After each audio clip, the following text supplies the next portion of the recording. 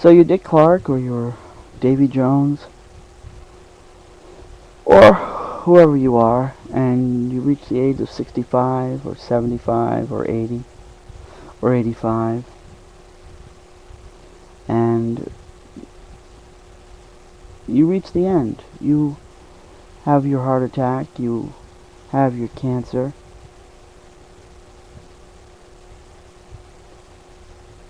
and you're gone. So the question is,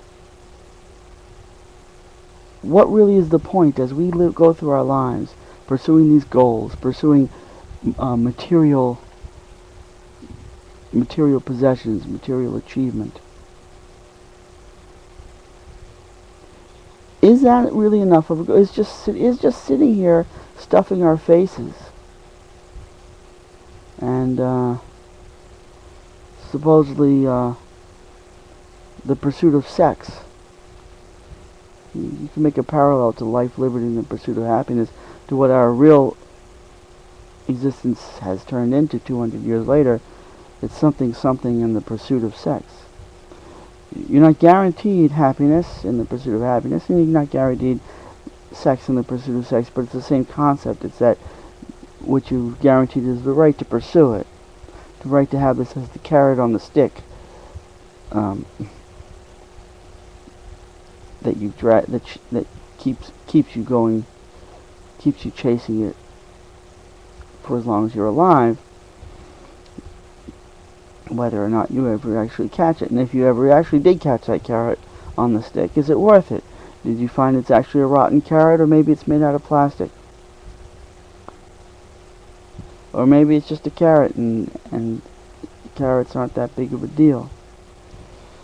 Not worth spending your life pursuing. So what do we, is it a matter of what we leave behind, or is it a matter of just the sensations of the moment? And are the sensations of the moment really of any lasting value at all? When you eat something, how often do we eat things merely for, not for the effect that it has on our body, having this physical matter into our stomachs being digested, and not for the nutritional value within that matter, and what that nutrition is likely to, the effects that nutrition is likely to have on our physical well-being. Most of the time, what we eat for the sensation of the food passing our tongue, and that's it. Once it's gotten past the tongue down into the throat, it's just a matter of swallowing it, just to flush it out of the mouth. And I guess you get people that have bulimia, they recognize this, and they consciously they consciously pattern their behavior on the knowledge that their sensation is based on the traveling of the food from the lips to the throat, to the back of the tongue at the throat, and that's the journey that they're really eating for. And once it reaches the back of the throat, then everything after that isn't something that they care about, and so they'll be willing to purge it out. So they just continue the conveyor belt process of putting food on the tip of your tongue and moving it back with the process, with the teeth are like the chains, the bicycle. I like the bicycle chain that's turning the conveyor belt of the tongue, so the food reaches the back of the throat. By the time, and then when it reaches the back of the throat, then you're done with that experience, and you're not really eating the food for the experience of having it digested in your stomach and its nutrients distributed through your body. That's most of the time not what we're eating for. We're just eating for that momentary sensation of what happens when the salty cheese hits the tongue, what happens when the sugary material hits the tongue, and it's that sensation. And then once it's past the tongue and past that experience, we have to keep chewing more to get the same. We have to put more of the same material into our mouth to keep sustaining that very momentary mental sensation of what does the tongue detect on it.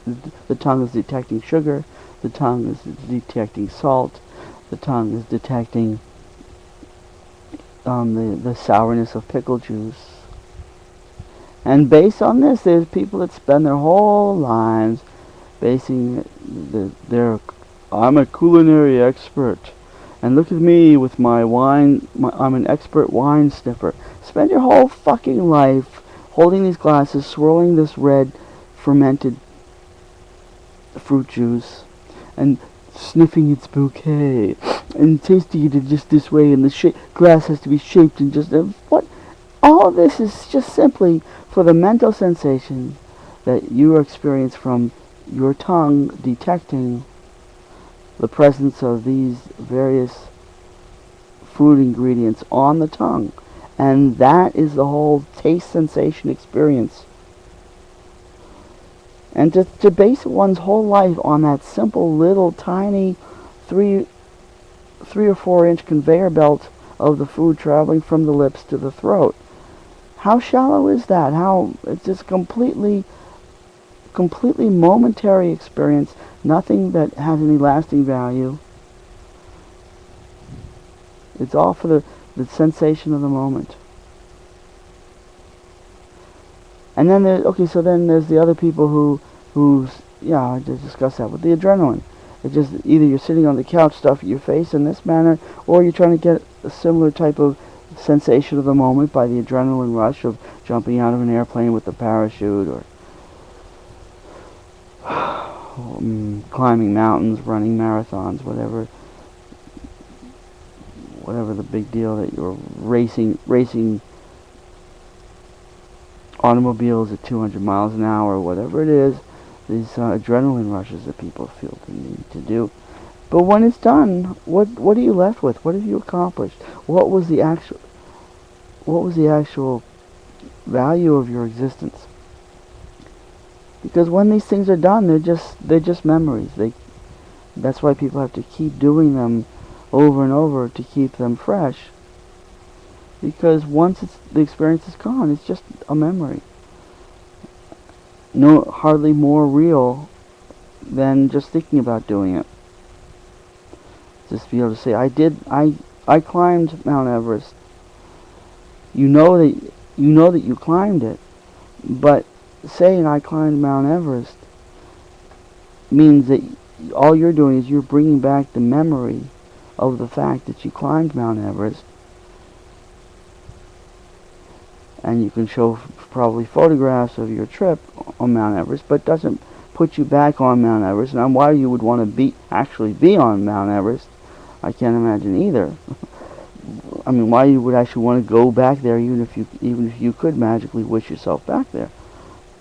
That I really don't see. It's just you climb Mount Everest just to be able to brag to the world that, hey, I climbed Mount Everest. And somebody else saying, I once thought about climbing Mount Everest.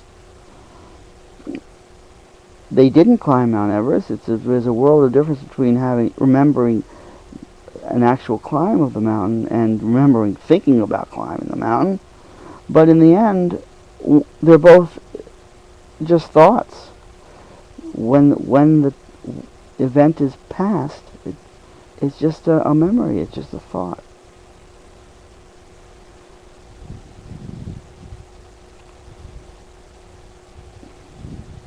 And I'm feeling a little bit vague of a couple little thoughts that never quite made it into verbal format about a week or so ago.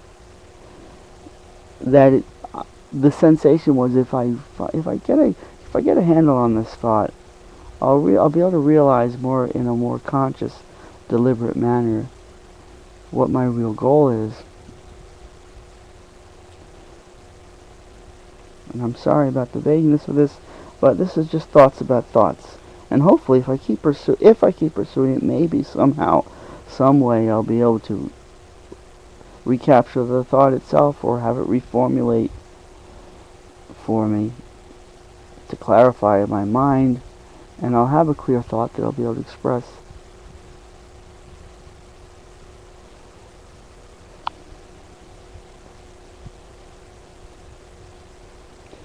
Now I'm just going to stop just for the sake of stopping.